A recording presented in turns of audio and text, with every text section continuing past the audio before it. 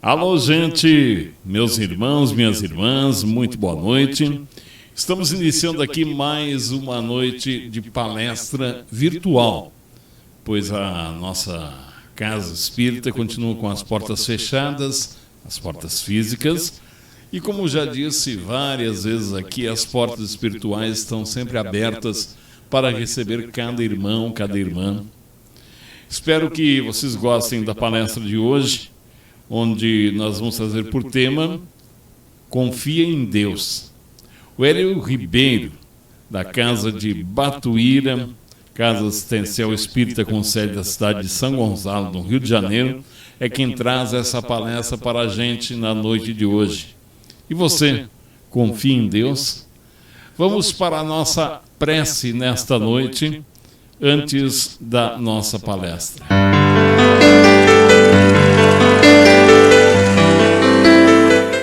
Essa prece em que procuramos sempre fechar os nossos olhos,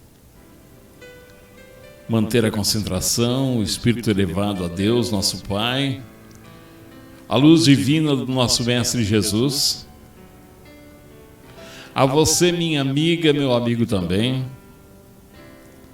que está neste momento passando por dificuldades, nós emanamos bons pensamentos, emanamos bons fluidos e fizemos esta prece. Aquela prece que Jesus nos ensinou, dizendo: Pai Nosso. Pai Nosso que estais no céu. Significa dizer que todos nós somos irmãos, né?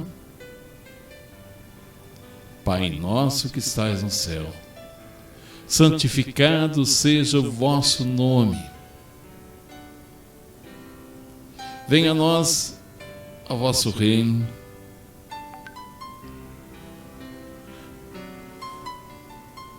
Seja feita a tua vontade e não a minha. Assim, aqui na terra como no mundo espiritual. Dai-nos o pão nosso de cada dia. Nos dai hoje. Mas não só o pão material, mas também o pão espiritual.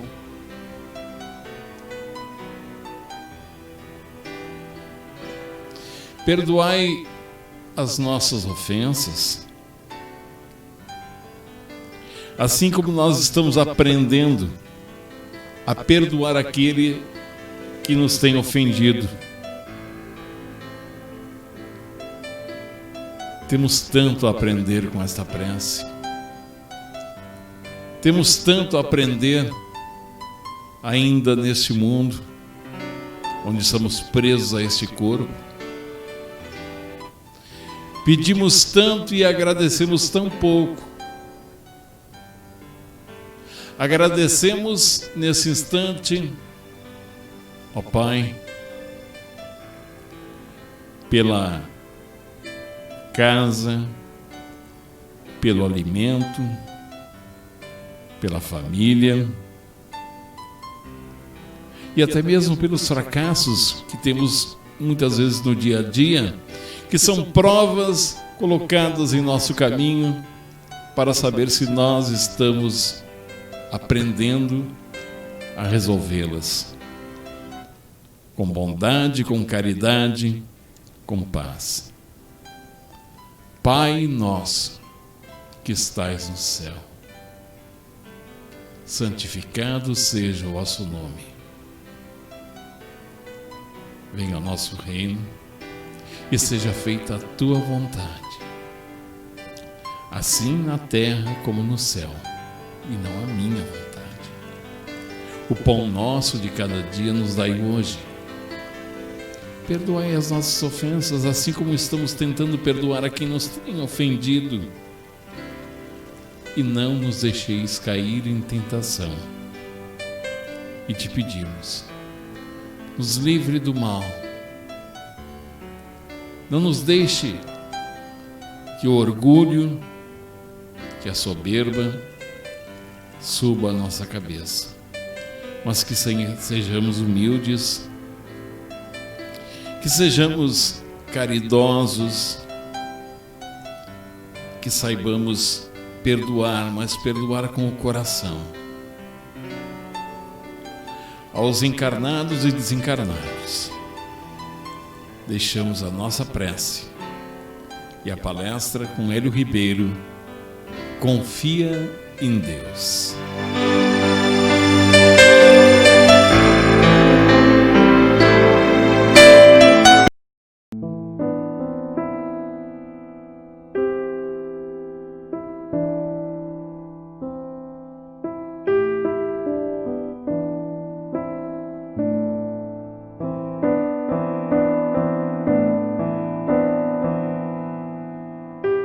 Meus irmãos, minhas irmãs, que Deus possa nos abençoar. Estamos passando por uma prova coletiva no nosso planeta. Nesse momento, nós temos que valorizar o ensinamento que nós já temos. A doutrina espírita faz o grande diferencial nessa hora, que nos ensina tudo isso que nós estamos passando, nos ensina sobre o valor da resignação, nos ensina sobre as provas coletivas, nos ensina sobre a lei de causa e efeito, de ação e reação.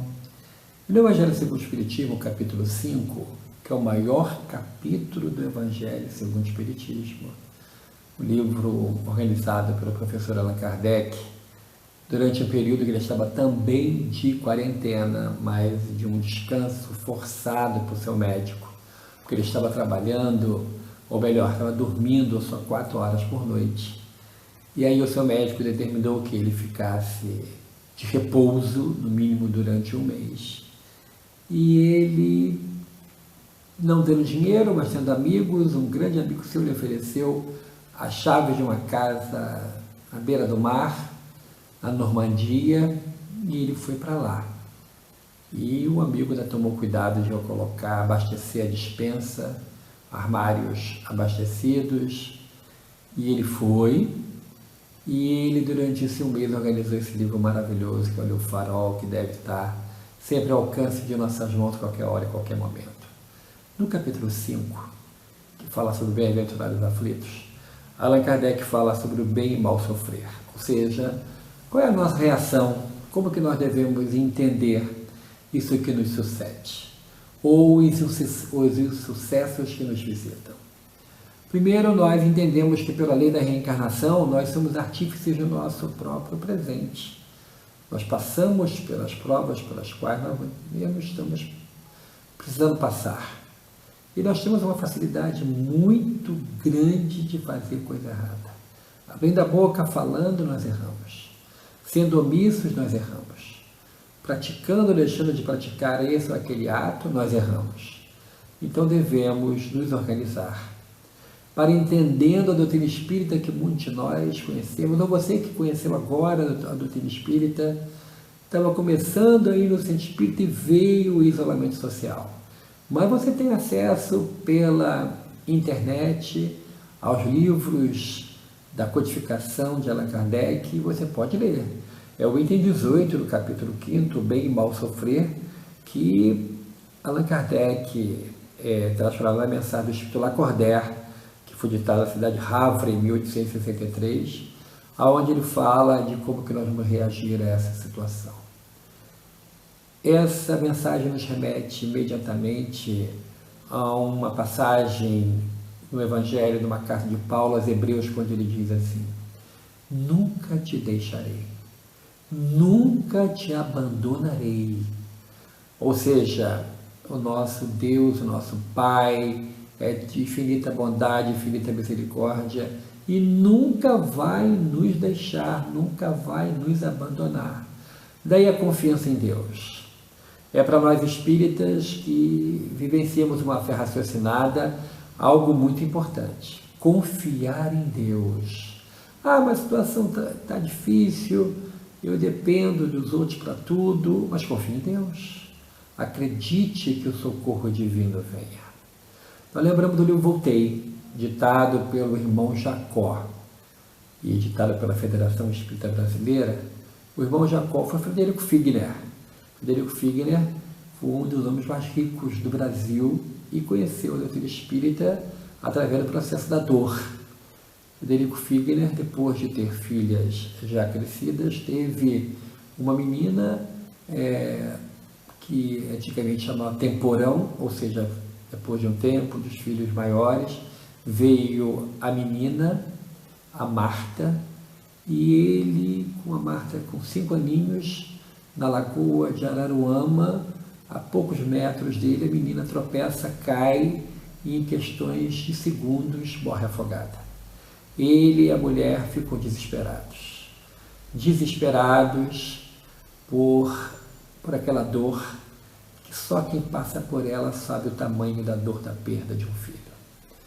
E aí, desesperados, em plena década de 20 do século passado, início dos anos 20, ele, que era judeu, mas não conseguiu encontrar o consolo na fé judaica, ele lê no jornal sobre Ana Prado, que em Belém do Pará fazia reuniões onde espíritos se materializavam. Escreve uma carta para Ana Prado, pedindo autorização para que pudesse assistir às reuniões. Ele, que era um homem bem sucedido na capital da República, a cidade do Rio de Janeiro, ele que tinha muito dinheiro, mas não tinha paz, não tinha felicidade, não tinha um sorriso, pegou um navio a vapor e durante um bom tempo, quase 2 meses de viagem, chega a Belém. E lá foi admitido à reunião e, para sua surpresa, na primeira reunião que ele participa de materialização com Ana Prado, acorrentada em uma maca, numa completa escuridão, com música suave tocando num toca-discos, naquela época que ele vendia com exclusividade, porque foi ele que trouxe o fonógrafo para o Brasil, Frederico Figner. A cortina que separava a médium em transe, Ana Prado, do pequeno público que assistia a reunião se abre e ele sente quando uma criança senta ao seu colo, passa a mão no seu rosto e diz: "Não fez a barba hoje, papai." Era Marta. Marta estava materializada por um processo que a doutrina espírita explica muito bem. Através da condensação de fluidos, os espíritos se materializam do fluido do ectoplasma que o médium libera. E Marta estava ali, na frente do pai e da mãe. E ali inicia-se um processo de aceitação íntima dos princípios da doutrina espírita, da crença de que a alma é imortal e essa alma pode se comunicar através da mediunidade e que a reencarnação é um fato. Depois de passado alguns dias, essas experiências, as atas que eram escritas por essas experiências e assinadas pelas maiores autoridades do Estado do Pará naquela época, o presidente da Assembleia, o próprio governador do Estado, o delegado de polícia, que participavam das reuniões e assinavam as atas. Isso foi enfeixado em um livro, o Livro de João, ou O Trabalho dos Mortos, também editado pela Federação Espírita Brasileira. Ao voltar ao Rio de Janeiro, Frederico, com a sua esposa, se tornam espíritas. E felizes começam a participar das reuniões da Federação Espírita Brasileira, onde ele relata com muita alegria as experiências pela qual ele passou, de ter o consolo de ter a sua filha desencarnada nos seus braços, através do processo de materialização. Mas Frederico Figner, que veio a conhecer Chico Xavier, que doou para Chico Xavier, em seu testamento, uma vultuosa quantia em dinheiro, e que Chico doou para a FEB construir o Parque Editorial da FEB no Rio de Janeiro, na Rua Souza Valente, 17, em São Cristóvão. Chico, que não era pegado a nenhum bem material, doou os direitos autorais de todos os seus 400 e tantos livros Chico, conversando com Frederico disse que, se fosse possível, gostaria que, quando a morte lhe adviesse, ele gostaria de escrever, relatando a sua experiência na chegada no mundo espiritual. E Chico falou assim, sei lá, com Emmanuel, se Emmanuel autorizar, eu sou só um lápis. Passado um tempo, acontece o desencarne, passado um tempo, Frederico se apresenta e começa a ditar mensagens através de Chico Xavier. Como ele disse que voltaria, o livro foi intitulado Voltei, e é onde ele relata uma experiência maravilhosa, que é o maior antídoto contra quem tem medo de morrer, de forma natural, é óbvio, porque ele fala do processo desencarnatório em detalhes. Em minúcias ele fala de como aconteceu o desenlace dele, os primeiros momentos após a sua desencarnação.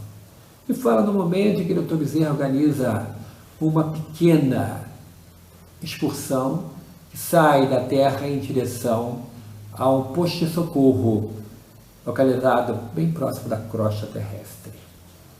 E aqueles espíritos que estavam sob a coordenação do querido Dr. Bezerra passam por uma região trevosa, por uma região conhecida como umbral. E dali espíritos, captando o teor mental das pessoas que ali estavam, e estava junto com aquele pequeno grupo de seres que estavam sendo resgatados, estava um homem que havia cometido um assassínio. Ele tinha assassinado uma pessoa em vida. E ali naquele vale de tristezas, no umbral, ele escuta quando um espírito grita: assassino não passa. E aí, um momento, aquele homem que tinha cometido o equívoco diz, começa a entrar na faixa mental, diz: eu não mereço socorro, não mereço estar aqui, eu não mereço ser ajudado. E o Dr. Bezerra vira isso para ele e diz assim: mas você reparou o erro praticado. Durante anos após o erro que você cometeu, você reparou fazendo bem a muita gente. Então você já quitou esse débito, merece esse socorro. E virando-se para Frederico Figner, que depois no livro se torna o irmão Jacó, e diz assim: faz uma prece. E a ordem do Dr. Bezerra para ele, e ele pega de surpresa, e ele recita um salmo. Um salmo que traz para ele a certeza de que o Senhor é o nosso pastor e nada nos faltará. Então, se o Senhor é o nosso pastor e nada nos faltará, por que nós não devemos ter confiança em Deus? A confiança em Deus deve ser para nós, espíritas, ou você que está me assistindo e que ainda não se professa, não se diz espírita, a certeza do socorro divino. Deus não nos abandona nunca. Nunca te deixarei. Nunca te abandonarei. A misericórdia de Deus é para todos. Envolve a todos nós como o ar que respiramos, que nos envolve, dando-nos a certeza e a confiança de que a bondade de Deus vem a nosso socorro. Então, meus irmãos, nesse momento do isolamento social, muitos perdem a confiança. Ficam imaginando que isso não vai ter um fim. Mas vai ter. Tudo tem um fim. Não há nada de ruim que dure para todo sempre, diz o ditado popular. Nada de bom que um dia não acabe. Mas a bondade de Deus está acima de tudo isso. A misericórdia do Altíssimo envolve a todos. E o socorro vem para todos nós. Basta que sigamos as orientações das autoridades sanitárias, basta que sigamos as orientações que a doutrina espírita nos dá quanto à vigilância mental, quanto à nossa alimentação mental. Então, vai uma dica: não fique ligado no noticiário 24 horas por dia, não vai te fazer bem. Se você não tem a seu alcance o recurso da internet, vá a um livro, vá a um livro, vá ao Evangelho segundo o Espiritismo, e você pode ter ali o consolo necessário para que possa entender esses dias nebulosos que estamos passando. Mas que possa também lembrar dos dias de sol, dias de alegria, porque o sol traz alegria, alegria da vitória. E a maior vitória é a vitória com Deus. A vitória com Deus é bem diferente da vitória dos homens com os homens, que é funesto e tudo passa.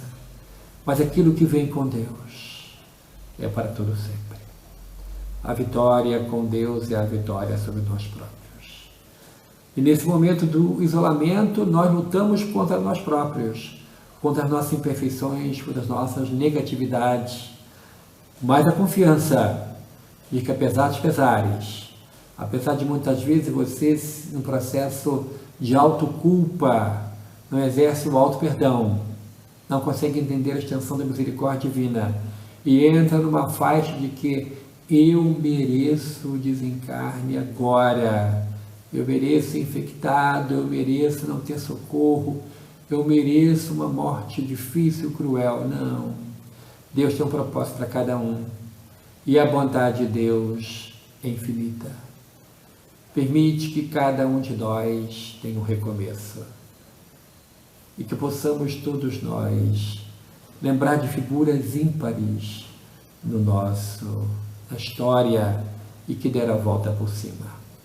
De pessoas que deixaram rastro de luz por onde passaram, como o querido rei São Luís da França, que aos 16 anos toma a coroa do trono francês.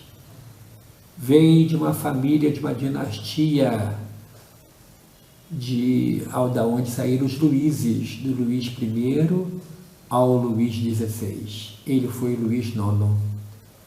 E retomando, logo assim que assume a coroa do reino da França, retomando uma velha tradição que dizia que o rei da França era um ungido de Deus, uma tradição que o seu avô havia deixado de lado por questões de nojo. Ele organiza na primeira Semana Santa do seu reinado, ele organiza aquilo que ficou conhecido como a bênção dos enfermos. E o povo acreditava que o rei da França era ungido pelos céus.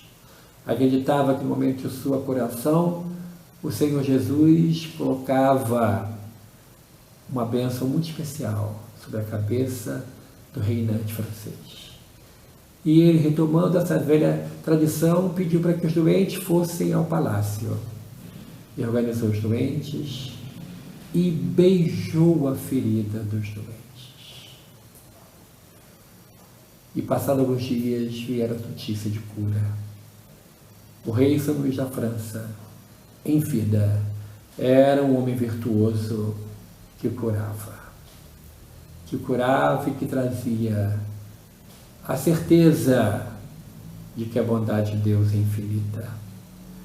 E trouxe a cura para muitas pessoas.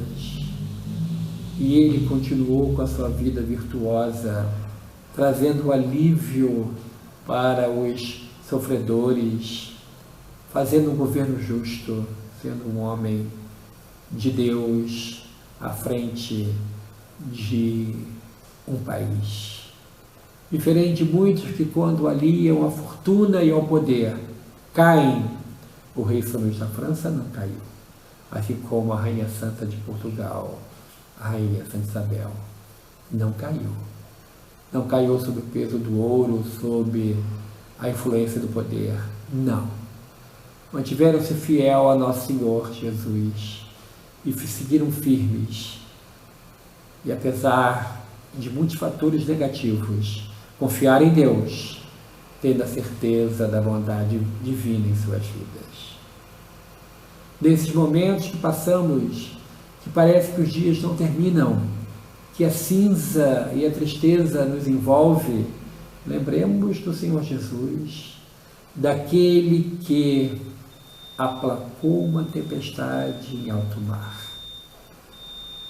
daquele que, acordado pelos discípulos, fez um sinal aos céus e o vento parou. Fez outro sinal para as ondas e o mar serenou. E os discípulos, olhando entre si, disseram: quem é esse homem que até o vento e o mar respeitam? Ele é o nosso Salvador, é o Senhor Jesus, é o Messias prometido. É aquele que traz para nós a certeza de que tudo passa. Por piores que sejam as ondas de pessimismo que nos envolvam, o pior que seja a tristeza que queira invadir o nosso cérebro, vamos lembrar de Jesus trazendo alegria para aqueles que eram curados, alegria daqueles que iam às sinagogas e davam os seus depoimentos que foram curados pelo Nazareno, pelo carpinteiro de Nazaré, o homem que não tinha uma pedra para repousar na sua cabeça, mas que trouxe o exemplo para todos nós da confiança em Deus, da certeza de que Deus não nos abandona nunca, da certeza de que o mal nunca triunfará sobre o bem, de que todos nós temos socorro divino a nosso favor. Que possamos, meus irmãos, minhas irmãs, nos revestirmos dessa coragem da fé e passar bem por essa prova pela qual estamos envolvidos, tendo a confiança em Deus reforçada. E, para finalizar, vamos lembrar de um fato histórico ocorrido na Bahia, em Salvador, no período ainda do Brasil colônia, prestes a se tornar independente. Chegou a Portugal a notícia de que ares de independência rondavam a colônia brasileira. E o rei português mandou um reforço de um exército. 5.000 homens deveria vir. E a primeira cidade a ser visitada era a revoltosa Salvador, aonde saíam discursos inflamados contra a colônia portuguesa, que nos exploravam, levavam as nossas riquezas, levavam e deixavam para nós quase nada. E o exército chegou. Salvador, naquela época, ainda em 1822, era uma cidade fortificada, era uma cidade pequenina, mas na Baía de Todos os Santos, viram quando as naus portuguesas começavam a aportar. O exército de 5.000 homens veio para acabar com a rebelião daqueles que queriam a independência do nosso Brasil. E em nosso Brasil, em Salvador, na Bahia, aqueles que queriam um Brasil livre estavam reunidos e contavam um pouco mais de 1.200 homens. E foram para uma localidade chamada Pirajá, fora dos muros de Salvador, para de lá organizarem a resistência da invasão. O exército português desembarcou e foi para o campo de batalha. Foi atrás dos revoltosos brasileiros, daquele que seria o primeiro exército do Brasil. E os comandantes, vendo aquela multidão de soldados portugueses no campo de batalha, deram ordem para o corneteiro avisar, cantar, tocar em sua corneta, recuar. Mas o corneteiro, que estava um pouco mais distante, entendeu que a ordem do comandante era avançar, atacar. E os 1.200 homens daquele primeiro exército do Brasil avançaram com vontade, avançaram com determinação sobre o exército português, que, vindo aquela pequena multidão de homens bem inferior ao número de soldados, partirem velozes para o confronto, para o tudo ou nada, recuaram de tal forma que foram voltando a Salvador.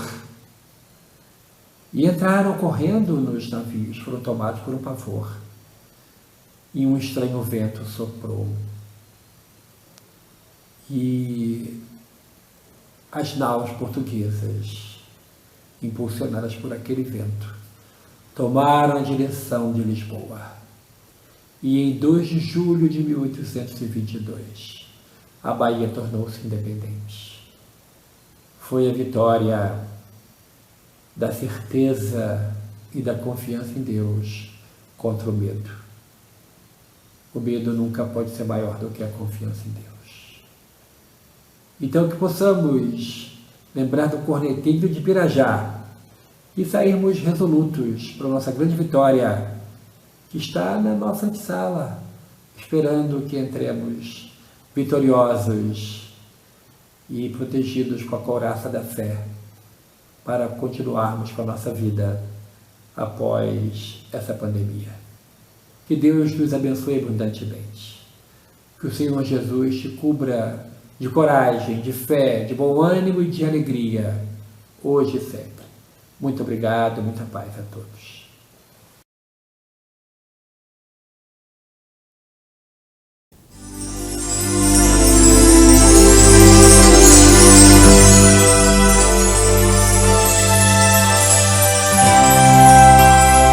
E assim nós tivemos a palestra aqui na Sociedade Espírita Ponto de Luz de Rolante, Rio Grande do Sul, com Hélio Ribeiro, Confie em Deus. E esperamos que a gente possa, a cada dia mais, confiar em Deus, nosso Pai, pura bondade, confiar no nosso Mestre, nosso amigo Jesus, o mentor da Casa Espírita, Dr. Bezerra de Menezes, a equipe espiritual presente com a gente, o nosso anjo da guarda, que possamos, através desta prece de encerramento, levar conforto para você, minha amiga, meu irmão, minha irmã, para você que se encontra no leito de um hospital, você que se encontra preso num presídio, preso a um vício, preso à maldade, à mentira,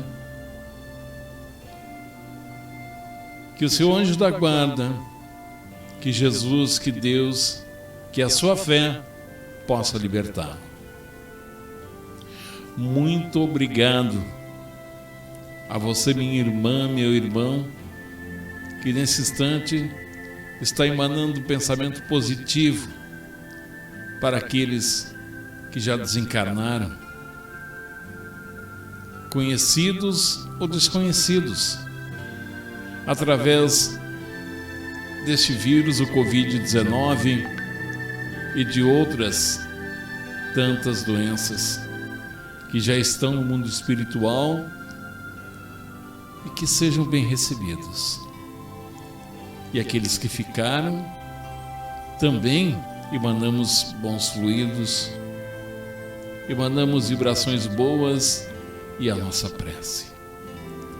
Obrigado pela oportunidade de mais uma vez estarmos presentes aqui, nesta casa, nesse espaço agora virtual, mas conversando com muita gente. Obrigado, Hélio Ribeiro, pela palestra maravilhosa. E na próxima quarta-feira nós estaremos com Maria Elizabeth Barbieri. E na sequência teremos o Arcis Serafim, na Sociedade Espírita Ponto de Luz Rolante, Rio Grande do Sul. Nós só temos a dizer: fé, confie em Deus. Obrigado, obrigado, obrigado.